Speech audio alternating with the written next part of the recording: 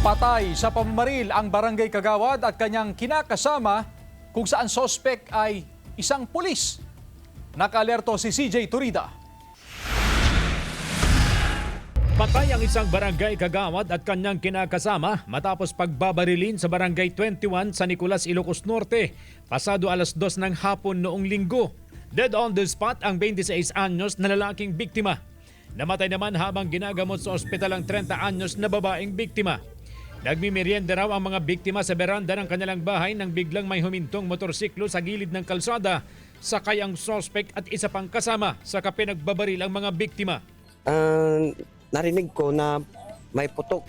Lumapit ako ng lumapit. Natignan ko na yung ang pamangking ko na duguan na.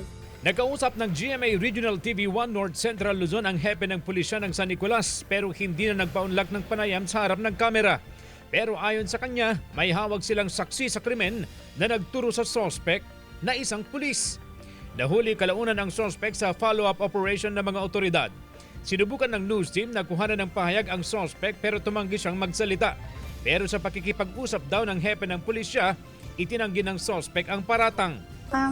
Masakit man isipin, sir, na dahil doon mawawala yung anak ko. Kasi dalawa yung buhay kinuha niya eh. Tinutugis ng pulisya ang isa pang sospek. May kaugnayan sa personal na buhay ng sospek at babaeng biktima ang nakikitang motibo sa krimen.